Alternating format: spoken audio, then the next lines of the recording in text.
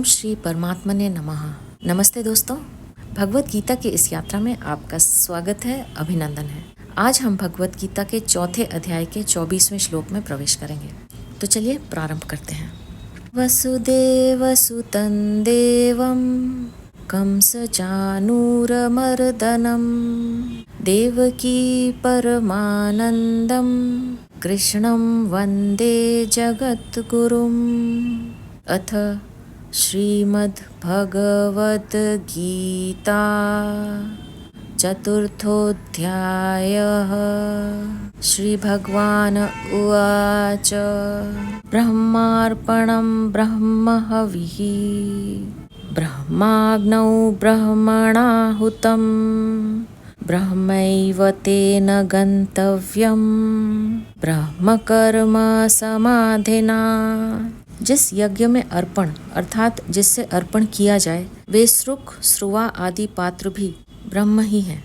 हव्य पदार्थ यानी तिल जौ घी आदि भी ब्रह्म है और ब्रह्म रूप कर्ता के द्वारा ब्रह्म रूप अग्नि में आहुति देना रूप क्रिया भी ब्रह्म है। ऐसे यज्ञ को करने वाले जिस मनुष्य की ब्रह्म में ही कर्म समाधि हो जाती है उसके द्वारा प्राप्त करने योग्य फल भी ब्रह्म ही है। यज्ञ में आहुति मुख्य होती है। वह आहुति तब पूर्ण होती है जब वह अग्नि रूप ही हो जाए, अर्थात हव्य पदार्थ की अग्नि से अलग सत्ता ही न हो। इसी प्रकार जितने भी साधन हैं सब साध्य रूप हो जाएं, तभी वे यज्ञ होते हैं। जितने भी यज्ञ हैं उनमें परमात्म तत्व का अनुभव करना भावना नहीं है, प्रत्युत वास्तविकता है। भावना तो पदार्थों की है।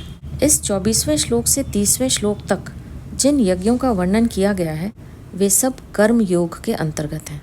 कारण कि भगवान ने इस प्रकरण के उपक्रम में भी तत्ते कर्म प्रवक्ष्यामि यज्ञात्वा मोक्ष से शुभात् चौथे अध्याय का 16वां श्लोक ऐसा कहा है, और उपसंहार में भी कर्म जान विद्धि तान सर्वान एवं ज्ञात्वा विमोक्ष्यसे चौथे अध्याय का 32वां श्लोक ऐसा कहा है, तथा बीच में भी कहा है यज्ञ या चरतक कर्म समग्रम प्रविलीयते चौथे अध्याय का 23वां श्लोक। मुख्य बात यह है कि यज्ञ कर्ता के सभी कर्म अकर्म हो जाएं। यज्ञ केवल यज्ञ परंपरा की रक्षा के लिए किए जाएं तो सब के सब कर्म अकर्म हो जाते हैं। अतः इन सब यज्ञों में कर्म में अकर्म का ही वर्णन है। ब्रह्मार्पणम ब्रह्म हविः, जिस पात्र से अग्नि में आहुति दी जाती है उस श्रुक श्रुवा आदि को यहाँ अर्पणम पद से कहा गया है। अर्प्यते अनेन इति अर्पणम, उस अर्पण को ब्रह्म ही माने। तिल जौ घी आदि जिन पदार्थों का हवन किया जाता है उन हव्य पदार्थों को भी ब्रह्म ही माने। ब्रह्म आग्नौ ब्रह्मणाहुतम, आहुति देने वाला भी ब्रह्म ही होता है। गीता 13वें अध्याय का 2वां श्लोक। जिसमें आहुति दी जा रही है वह अग्नि भी ब्रह्म ही है और आहुति देना रूप क्रिया भी ब्रह्म ही है, ऐसा मानो। ब्रह्म कर्म समाधिना, जैसे हवन करने वाला मनुष्य श्रुवा हवि अग्नि आदि सबको ब्रह्म का ही स्वरूप मानता है, ऐसे ही जो प्रत्येक कर्म में कर्ता करण कर्म और पदार्थ सबको ब्रह्म रूप ही अनुभव करता है उस मनुष्य की ब्रह्म में ही कर्म समाधि होती है, अर्थात उसकी संपूर्ण कर्मों में ब्रह्म बुद्धि होती है। उसके लिए संपूर्ण कर्म ब्रह्म रूप ही बन जाते हैं। ब्रह्म के सिवाय कर्मों का अपना कोई अलग स्वरूप रहता ही नहीं। ब्रह्मैव तेन गंतव्यम, ब्रह्म में ही कर्म समाधि होने से जिसके संपूर्ण कर्म ब्रह्म रूप ही बन गए हैं उसे फल के रूप में निस्संदेह ब्रह्म की ही प्राप्ति होती है। कारण कि उसकी दृष्टि में ब्रह्म के सिवाय किसी की स्वतंत्र सत्ता रहती ही नहीं। इस 24वें श्लोक को शिष्ट जन भोजन के समय बोलते हैं, जिससे भोजन रूप कर्म भी यज्ञ बन जाए। भोजन रूप कर्म में ब्रह्म बुद्धि इस प्रकार की जाती है, जिससे अर्पण किया जाता है वह हाथ भी ब्रह्म रूप है। सर्वतः पाणी पादम तथा गीता 13वें अध्याय का 13वां श्लोक। भोजन के पदार्थ भी ब्रह्म रूप है। अहमे वाज्यम गीता 9वें अध्याय का 16वां श्लोक। भोजन करने वाला भी ब्रह्म रूप है। ममई वांशो जीव लोके गीता 15वें अध्याय का 7वां श्लोक। जठराग्नि भी ब्रह्म रूप है। अहम वैश्वा नरः गीता 15वें अध्याय का 16वां श्लोक। भोजन करना रूप क्रिया अर्थात जठराग्नि में अन्न की आहुति देना रूप क्रिया भी ब्रह्म है। अहम हुतम गीता 9वें अध्याय का 16वां श्लोक। इस प्रकार भोजन करने वाले मनुष्यों के द्वारा प्राप्त करने योग्य फल भी ब्रह्म ही होते हैं। यज्ञ शिष्टामृत भुजो यान्ति ब्रह्म सनातनम। गीता चौथे अध्याय का 31वां श्लोक। यहाँ मार्मिक बात यह है कि प्रकृति के कार्य, संसार का स्वरूप है क्रिया और पदार्थ। वास्तविक दृष्टि से देखा जाए तो प्रकृति या संसार क्रिया रूप ही है, कारण कि पदार्थ एक क्षण भी स्थिर नहीं रहता, उसमें निरंतर परिवर्तन होता रहता है। अतः वास्तव में पदार्थ परिवर्तन रूप क्रिया का पुंज है। केवल राग के कारण पदार्थ की मुख्यता दिखती है। संपूर्ण क्रियाएं अभाव में जा रही हैं। अतः संसार अभाव रूप ही है। भाव रूप से केवल एक अक्रिय तत्व ब्रह्म ही है, जिसकी सत्ता से अभाव रूप संसार भी सत्तावान प्रतीत हो रहा है। संसार की अभाव रूपता को इस प्रकार से समझ सकते हैं। संसार की 3 अवस्थाएं दिखती हैं: उत्पत्ति, स्थिति और प्रलय। जैसे वस्तु उत्पन्न होती है, फिर रहती है और अंत में नष्ट हो जाती है, अथवा मनुष्य जन्म लेता है, फिर रहता है और अंत में मर जाता है। इससे आगे विचार करें तो केवल उत्पत्ति और प्रलय का ही क्रम है, स्थिति वस्तुतः है ही नहीं।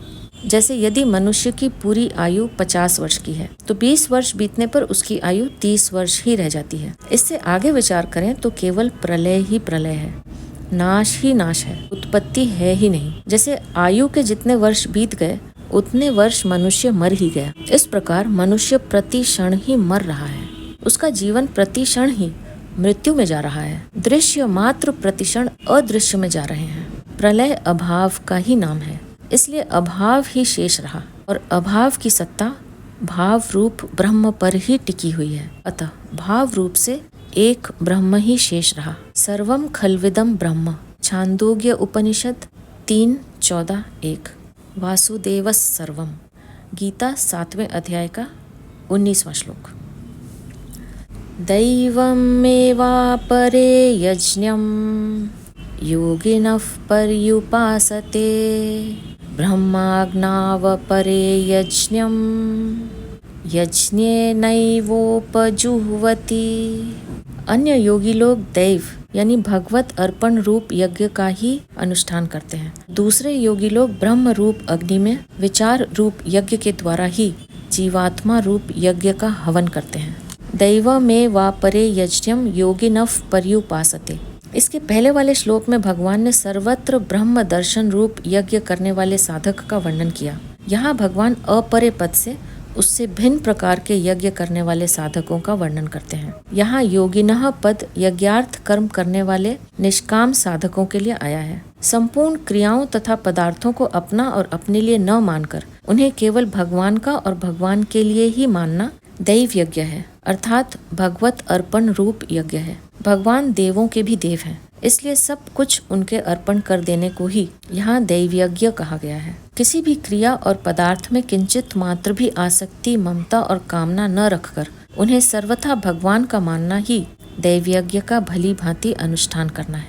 ब्रह्माज्ञावपरे यज्ञं यज्ञेनैवोपजुह्वति। इस श्लोक के पूर्वार्ध में बताए गए दैव यज्ञ से भिन्न दूसरे यज्ञ का वर्णन करने के लिए यहाँ अपरे पद आया है। चेतना का जड़ से तादात्म्य होने के कारण ही उसे जीवात्मा कहते हैं। विवेक विचार पूर्वक जड़ से सर्वथा विमुख होकर परमात्मा में लीन हो जाने को यहाँ यज्ञ कहा गया है। लीन होने का तात्पर्य है परमात्मा तत्व से भिन्न अपनी स्वतंत्र सत्ता किंचित मात्र न रखना। यहाँ परिशिष्ट भाव यह है कि ब्रह्म आज्ञावपरे यज्ञं यज्ञेनैवोपजुह्वति का यह अर्थ भी ले सकते हैं कि दूसरे योगी लोग संसार रूप ब्रह्म की सेवा के लिए केवल लोक संग्रह रूप यज्ञ के लिए कर्तव्य कर्म रूप यज्ञ करते हैं, अर्थात यज्ञार्थ कर्म करते हैं। गीता 3 अध्याय का 9वां और 4 अध्याय का 23वां श्लोक। श्रोत्रादीनीन्द्रियाण्यन्ये संयमाग्निषु जुह्वति शब्दादीन् विषयानन्य इंद्रियाग्निषु जुह्वति। अन्य योगी लोग श्रोत्र आदि समस्त इंद्रियों का संयम रूप अग्नियों में हवन किया करते हैं और दूसरे योगी लोग शब्द आदि विषयों का इंद्रिय रूप अग्नि में हवन किया करते हैं। श्रोत्रादीनीन्द्रियाण्यन्ये संयम याग्निषु जुह्वति। यहाँ संयम रूप अग्नियों में इंद्रियों की आहुति देने को यज्ञ कहा गया है। तात्पर्य यह है कि एकांत काल में श्रोत्र, त्वचा, नेत्र, रसना और घ्राण ये पांचों इंद्रियां अपने अपने विषयों क्रमशः शब्द, स्पर्श, रूप, रस और गंध की ओर बिल्कुल प्रवृत्त न हो। इंद्रियां संयम रूप ही बन जाएं। पूरा संयम तभी समझना चाहिए जब इंद्रियां, मन, बुद्धि तथा अहम इन सब में से राग आसक्ति का सर्वथा अभाव हो जाए। गीता दूसरे अध्याय का 58वां, 59वां और 68वां श्लोक। शब्दादीन विषयानन्य इंद्रियाग्निषु जुह्वति। शब्द, स्पर्श, रूप, रस और गंध ये 5 विषय हैं। विषयों का इंद्रिय रूप अग्नियों में हवन करने से वह यज्ञ हो जाता है। तात्पर्य यह है कि व्यवहार काल में विषयों का इंद्रियों से संयोग होते रहने पर भी इंद्रियों में कोई विकार उत्पन्न न हो। गीता दूसरे अध्याय का 64वां, 65वां श्लोक। इंद्रियां राग द्वेष से रहित हो जाएं। इंद्रियों में राग द्वेष उत्पन्न करने की शक्ति विषयों में रहे ही नहीं। इस श्लोक में कहे गए दोनों प्रकार के यज्ञों में राग आसक्ति का सर्वथा अभाव होने पर ही सिद्धि यानी परमात्म प्राप्ति होती है। राग आसक्ति को मिटाने के लिए ही 2 प्रकार की प्रक्रिया का यज्ञ रूप से वर्णन किया गया है। पहली प्रक्रिया में साधक एकांत काल में इंद्रियों का संयम करता है। विवेक, विचार, जप, ध्यान आदि से इंद्रियों का संयम होने लगता है। पूरा संयम होने पर जब राग का अभाव हो जाता है तब एकांत काल और व्यवहार काल दोनों में उसकी समान स्थिति रहती है। दूसरी प्रक्रिया में साधक व्यवहार काल में राग द्वेष रहित इंद्रियों से व्यवहार करते हुए मन, बुद्धि और अहम से भी राग द्वेष का अभाव कर देता है। राग का अभाव होने पर व्यवहार काल और एकांत काल दोनों में उसकी समान स्थिति रहती है। सर्वाणि इंद्रिय कर्माणि प्राणकर्माणि चापरे आत्मसंयम योगाग्नौ जुह्वति ज्ञान दीपिते। अन्य योगी लोग संपूर्ण इंद्रियों की क्रियाओं को और प्राणों की क्रियाओं को ज्ञान से प्रकाशित आत्म संयम योग यानी समाधि योग रूप अग्नि में हवन किया करते हैं। सर्वाणि इंद्रिय कर्माणि प्राण कर्माणि चापरे। इस श्लोक में समाधि को यज्ञ का रूप दिया गया है। कुछ योगी लोग 10 इंद्रियाओं की क्रियाओं का समाधि में हवन किया करते हैं। तात्पर्य यह है कि समाधि अवस्था में मन, बुद्धि सहित संपूर्ण इंद्रियां, ज्ञानेंद्रियों और कर्मेंद्रियों की क्रियाएं रुक जाती हैं। इंद्रियां सर्वथा निश्चल और शांत हो जाती हैं। समाधि रूप यज्ञ में प्राणों की क्रियाओं का भी हवन हो जाता है, अर्थात समाधि काल में प्राणों की क्रियाएं भी रुक जाती हैं। समाधि में प्राणों की गति रोकने के 2 प्रकार हैं। एक तो हठ योग की समाधि होती है, जिसमें प्राणों को रोकने के लिए कुंभक किया जाता है। कुंभक का अभ्यास बढ़ते बढ़ते प्राण रुक जाते हैं, जो घंटों तक, दिनों तक रुके रहते हैं। इस प्राणायाम से आयु बढ़ती है। जैसे वर्षा होने पर जल बहने लगता है तो जल के साथ साथ बालू भी आ जाती है। उस बालू में मेंढक दब जाता है। वर्षा बीतने पर जब बालू सूख जाती है तब मेंढक उस बालू में ही चुपचाप सूखे हुए की तरह पड़ा रहता है। उसके प्राण रुक जाते हैं। पुनः जब वर्षा आती है तब वर्षा का जल ऊपर गिरने पर मेंढक में पुनः प्राणों का संचार हो जाता है और वह टर्राने लगता है। दूसरे प्रकार में मन को एकाग्र किया जाता है। मन सर्वथा एकाग्र होने पर प्राणों की गति अपने आप रुक जाती है। ज्ञान दीपिते। समाधि और निद्रा दोनों में कारण शरीर से संबंध रहता है, इसलिए बाहर से दोनों की समान अवस्था दिखाई देती है। यहाँ ज्ञान दीपिते पद से समाधि और निद्रा में परस्पर भिन्नता सिद्ध की गई है। तात्पर्य यह है कि बाहर से समान दिखाई देने पर भी समाधि काल में एक सच्चिदानंद परमात्मा ही सर्वत्र परिपूर्ण है, ऐसा ज्ञान प्रकाशित जागृत रहता है। और निद्रा काल में वृत्तियां अविद्या में लीन हो जाती हैं। समाधि काल में प्राणों की गति रुक जाती है और निद्रा काल में प्राणों की गति चलती रहती है, इसलिए निद्रा आने से समाधि नहीं लगती। आत्म संयम योग आग्नौ जुह्वति। चित्त वृत्ति निरोध रूप अर्थात समाधि रूप यज्ञ करने वाले योगी लोग इंद्रियों तथा प्राणों की क्रियाओं का समाधि योग रूप अग्नि में हवन किया करते हैं, अर्थात मन, बुद्धि सहित संपूर्ण इंद्रियां और प्राणों की क्रियाओं को रोककर समाधि में स्थित हो जाते हैं। समाधि काल में संपूर्ण इंद्रियां और प्राण अपनी चंचलता खो देते हैं। एक सच्चिदानंद घन परमात्मा का ज्ञान ही जागृत रहता है। द्रव्य यज्ञास्तपो यज्ञा योग यज्ञास्तथा परे स्वाध्याय ज्ञान यज्ञाश्च यतयः संशितव्रताः। दूसरे कितने ही तीक्ष्ण व्रत करने वाले प्रयत्नशील साधक द्रव्यमय यज्ञ करने वाले हैं और कितने ही तपो यज्ञ करने वाले हैं, और दूसरे कितने ही योग यज्ञ करने वाले हैं तथा कितने ही स्वाध्याय रूप ज्ञान यज्ञ करने वाले हैं। यतय संशित व्रताः, अहिंसा, सत्य, अस्तेय यानी चोरी का अभाव, ब्रह्मचर्य और अपरिग्रह यानी भोग बुद्धि से संग्रह का अभाव, ये 5 यम हैं जिन्हें महाव्रत के नाम से कहा जाता है। शास्त्रों में इन महाव्रतों की बहुत प्रशंसा, बहुत महिमा है। इन व्रतों का सार यही है कि मनुष्य संसार से विमुख हो जाए। इन व्रतों का पालन करने वाले साधकों के लिए संशित व्रताः पद आया है। इसके सिवाय इस श्लोक में आए चारों यज्ञों में जो पालनीय व्रत अर्थात नियम हैं, उन पर दृढ़ रहकर उनका पालन करने वाले भी संशित व्रताः हैं। अपने अपने यज्ञ के अनुष्ठान में प्रयत्नशील होने के कारण उन्हें यतयः कहा गया है। संशित व्रताः पद के साथ द्रव्य यज्ञः, तपो यज्ञः, योग यज्ञः और ज्ञान यज्ञः की तरह यज्ञः पद नहीं दिया जाने के कारण इसे अलग यज्ञ नहीं माना गया है। द्रव्य यज्ञः मात्र संसार के हित के उद्देश्य से कुआं, तालाब, मंदिर, धर्मशाला आदि बनवाना, अभावग्रस्त लोगों को अन्न, जल, वस्त्र, औषध, पुस्तक आदि देना, दान करना इत्यादि सब द्रव्य यज्ञ हैं। द्रव्य तीनों शरीरों सहित संपूर्ण पदार्थों को अपना और अपने लिए न मानकर निस्वार्थ भाव से उन्हीं का मानकर उनकी सेवा में लगाने से द्रव्य यज्ञ सिद्ध हो जाता है। शरीर आदि जितनी वस्तुएं हमारे पास हैं उन्हीं से यज्ञ हो सकता है, अधिक की आवश्यकता नहीं है। मनुष्य बालक से उतनी ही आशा रखता है जितना वह कर सकता है। फिर सर्वज्ञ भगवान तथा संसार हमसे हमारी क्षमता से अधिक की आशा कैसे रखेंगे। तपो यज्ञः अपने कर्तव्य यानी स्वधर्म के पालन में जो प्रतिकूलताएं, कठिनाइयां आए उन्हें प्रसन्नता पूर्वक सह लेना तपो यज्ञ है। लोक हितार्थ, एकादशी आदि का व्रत रखना, मौन धारण करना आदि भी तपो यज्ञ अर्थात तपस्या रूप यज्ञ है। परंतु प्रतिकूल से प्रतिकूल परिस्थिति, वस्तु, व्यक्ति, घटना आने पर भी साधक प्रसन्नता पूर्वक अपने कर्तव्य का पालन करता रहे, अपने कर्तव्य से थोड़ा भी विचलित न हो, तो यह सबसे बड़ी तपस्या है जो शीघ्र सिद्धि देने वाली होती है। गांव भर की गंदगी, कूड़ा करकट बाहर एक जगह इकट्ठा हो जाए तो वह बुरा लगता है, परंतु वही कूड़ा करकट खेत में पड़ जाए तो खेती के लिए खाद रूप से बढ़िया सामग्री बन जाता है। इसी प्रकार प्रतिकूलता बुरी लगती है और उसे हम कूड़े करकट की तरफ फेंक देते हैं, अर्थात उसे महत्व नहीं देते, परंतु वही प्रतिकूलता अपना कर्तव्य पालन करने के लिए बढ़िया सामग्री है। इसलिए प्रतिकूल से प्रतिकूल परिस्थिति को सहर्ष सहने के समान दूसरा कोई तप नहीं है। भोगों में आसक्ति रहने से अनुकूलता अच्छी और प्रतिकूलता बुरी लगती है। इसी कारण प्रतिकूलता का महत्व समझ में नहीं आता।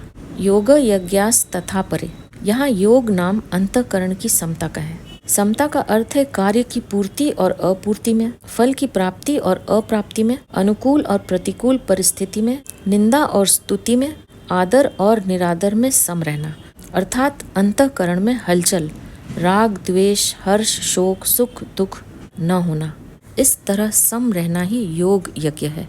स्वाध्याय ज्ञान यज्ञाः केवल लोक हित के लिए गीता, रामायण, भागवत आदि का तथा वेद, उपनिषद आदि का यथाधिकार मनन, विचार पूर्वक पठन पाठन करना, अपनी वृत्तियों का तथा जीवन का अध्ययन करना आदि सब स्वाध्याय रूप ज्ञान यज्ञ हैं। गीता के अंत में भगवान ने कहा है कि जो इस गीता शास्त्र का अध्ययन करेगा उसके द्वारा मैं ज्ञान यज्ञ से पूजित होऊंगा, ऐसा मेरा मत है। 18वें अध्याय का 17वां श्लोक। तात्पर्य यह है कि गीता का स्वाध्याय ज्ञान यज्ञ है। गीता के भावों में गहरे उतरकर विचार करना, उसके भावों को समझने की चेष्टा करना आदि सब स्वाध्याय रूप ज्ञान यज्ञ है। अपाने जुह्वति प्राणम प्राणे पानन तथा परे प्राणापान गतिरुद्ध्वा प्राणायाम परायणाः अपरे नियताहाराः प्राणान् प्राणिषु जुह्वति सर्वेप्येते यज्ञविदो यज्ञक्षपितकल्मषाः। दूसरे कितने ही प्राणायाम के परायण हुए योगी लोग अपान में प्राण का पूरक करके, प्राण और अपान की गति रोककर कुंभक करके फिर प्राण में अपान का हवन यानी रेचक करते हैं, तथा अन्य कितने ही नियमित आहार करने वाले प्राणों का प्राणों में हवन किया करते हैं। ये सभी साधक यज्ञों द्वारा पापों का नाश करने वाले और यज्ञों को जानने वाले हैं। अपाने जुह्वति प्राणम प्राणे पानम तथा परे प्राणापान गति रुध्वा प्राणायाम परायणाः। प्राण का स्थान हृदय यानी ऊपर तथा अपान का स्थान गुदा यानी नीचे है। श्वास को बाहर निकालते समय वायु की गति ऊपर की ओर तथा श्वास को भीतर ले जाते समय वायु की गति नीचे की ओर होती है। इसलिए श्वास को बाहर निकालना प्राण का कार्य है और श्वास को भीतर ले जाना अपान का कार्य है। योगी लोग पहले बाहर की वायु को वायु नासिका यानी चंद्र नाड़ी के द्वारा भीतर ले जाते हैं। वह वायु हृदय में स्थित प्राण वायु को साथ लेकर नाभि से होती हुई स्वाभाविक ही अपान में लीन हो जाती है। इसको पूरक कहते हैं। फिर वे प्राण वायु और अपान वायु दोनों की गति रोक देते हैं। न तो श्वास बाहर जाती है और न श्वास भीतर ही आती है। इसको कुंभक कहते हैं। इसके बाद वे भीतर की वायु को दाईं नासिका यानी सूर्य नाड़ी के द्वारा बाहर निकालते हैं। वह वायु स्वाभाविक ही प्राण वायु को तथा उसके पीछे पीछे अपान वायु को साथ लेकर बाहर निकलती है। यही प्राण वायु में अपान वायु का हवन करना है। इसको रेचक कहते हैं। 4 भगवान नाम से पूरक, 16 भगवान नाम से कुंभक और 8 भगवान नाम से रेचक किया जाता है।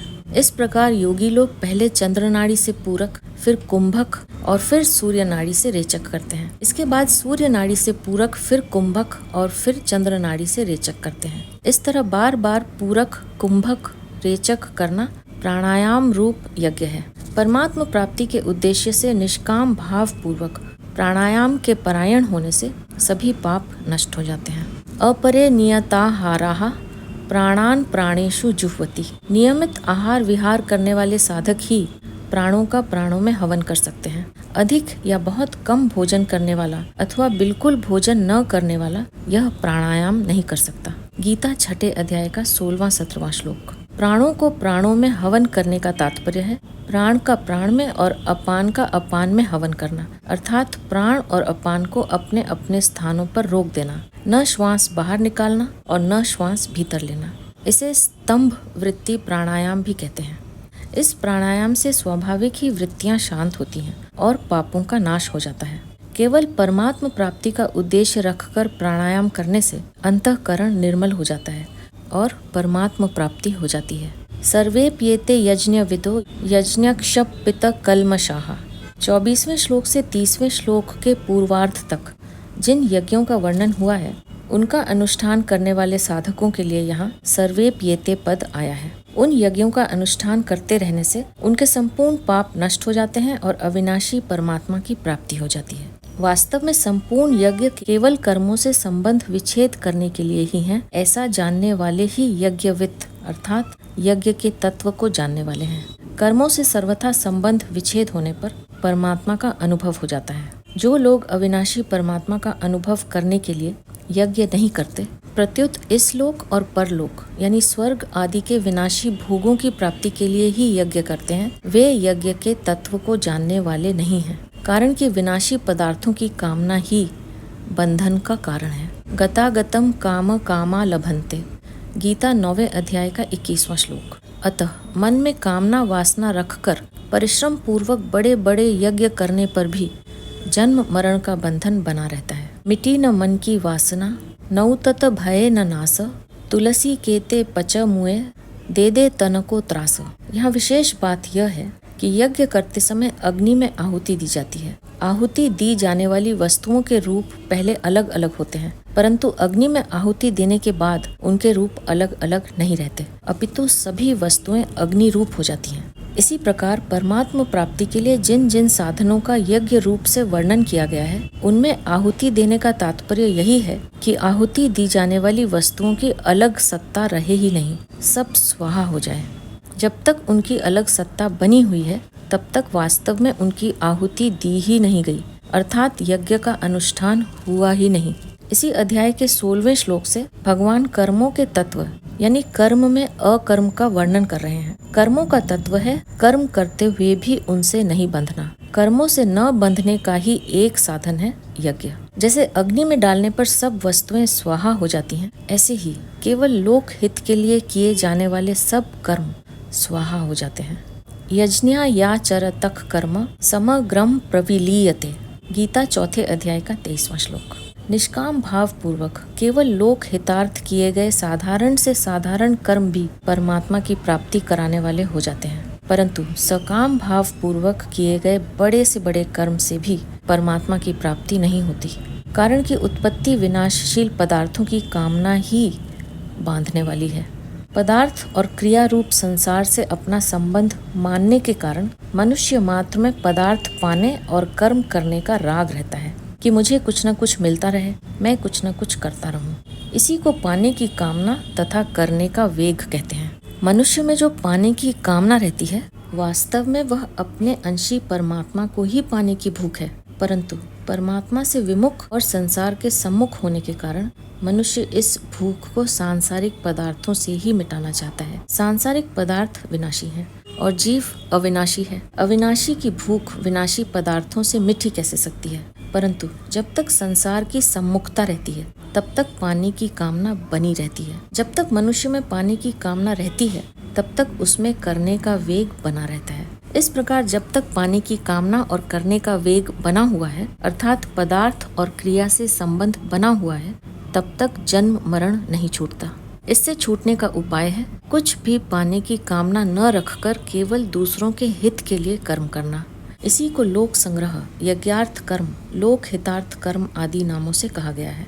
केवल दूसरों के हित के लिए कर्म करने से संसार से संबंध छूट जाता है और असंगता आ जाती है। अगर केवल भगवान के लिए कर्म किए जाएं तो संसार से संबंध छूटकर असंगता तो आ ही जाती है।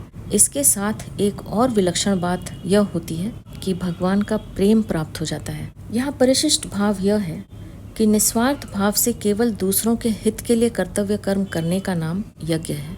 यज्ञ से सभी कर्म अकर्म हो जाते हैं, अर्थात बांधने वाले नहीं होते। 24वें से 30वें श्लोक तक कुल 12 प्रकार के यज्ञ बताए गए हैं, जो इस प्रकार हैं। पहला, ब्रह्म यज्ञ, प्रत्येक कर्म में कर्ता, करण क्रिया, पदार्थ आदि सबको ब्रह्म रूप से अनुभव करना। दूसरा, भगवत अर्पण रूप यज्ञ, संपूर्ण क्रियाओं और पदार्थों को केवल भगवान का और भगवान के लिए ही मानना। तीसरा, अभिन्नता रूप यज्ञ, असत से सर्वथा विमुख होकर परमात्मा में लीन हो जाना, अर्थात परमात्मा से भिन्न अपनी स्वतंत्र सत्ता न रखना। कर्तव्य कर्म रूप यज्ञ, केवल दूसरों के हित के लिए संपूर्ण कर्तव्य कर्म करना। चौथा, संयम रूप यज्ञ, एकांत काल में अपनी इंद्रियों को विषयों में प्रवृत्त न होने देना। पांचवा, विषय हवन रूप यज्ञ, व्यवहार काल में इंद्रियों का विषयों से संयोग होने पर भी उनमें राग द्वेष पैदा न होने देना। गीता दूसरे अध्याय का 64वां 65वां श्लोक। समाधि रूप यज्ञ, यानी मन बुद्धि सहित संपूर्ण इंद्रियों और प्राणों की क्रियाओं को रोककर ज्ञान से प्रकाशित समाधि में स्थित हो जाना। सातवां, द्रव्य यज्ञ, संपूर्ण पदार्थों को निस्वार्थ भाव से दूसरों की सेवा में लगा देना। आठवां, तपो यज्ञ, अपने कर्तव्य के पालन में आने वाली कठिनाइयों को प्रसन्नता पूर्वक सह लेना। नौवां, योग यज्ञ, कार्य की सिद्धि असिद्धि में तथा फल की प्राप्ति अप्राप्ति में सम रहना। 10वां, स्वाध्याय रूप ज्ञान यज्ञ, दूसरों के हित के लिए सत शास्त्रों का पठन पाठन नाम जप आदि करना। 11वां, प्राणायाम रूप यज्ञ, पूरक कुंभक और रेचक पूर्वक प्राणायाम करना। और 12वां, स्तंभ वृत्ति यानी चतुर्थ प्राणायाम रूप यज्ञ, नियमित आहार करते हुए प्राण और अपान को अपने अपने स्थानों पर रोक देना। इन सब का तात्पर्य है कि हमारी मात्र क्रियाएं यज्ञ रूप ही होनी चाहिए, तभी जीवन सफल होगा। तात्पर्य यह है कि हमें अपने लिए कुछ नहीं करना है। क्रिया और पदार्थ के साथ हमारा कोई संबंध नहीं है। हमारा संबंध परमात्मा के साथ है, जो क्रिया और पदार्थ से रहित है। 24वें श्लोक से 30वें श्लोक के पूर्वार्ध तक भगवान ने कुल 12 प्रकार के यज्ञों का वर्णन किया और 30वें श्लोक के उत्तरार्ध में यज्ञ करने वाले साधकों की प्रशंसा की। अब भगवान आगे के श्लोक में यज्ञ करने से होने वाले लाभ और न करने से होने वाली हानि बताते हैं, जिन्हें लेकर हम अपनी अगली प्रस्तुति में फिर उपस्थित होंगे। अब मैं आपसे आज्ञा लूंगी। आप अपना ध्यान रखिए, हमेशा खुश रहिए, मुस्कुराते रहिए। आपका बहुत बहुत धन्यवाद। ओम श्री परमात्मने नमः।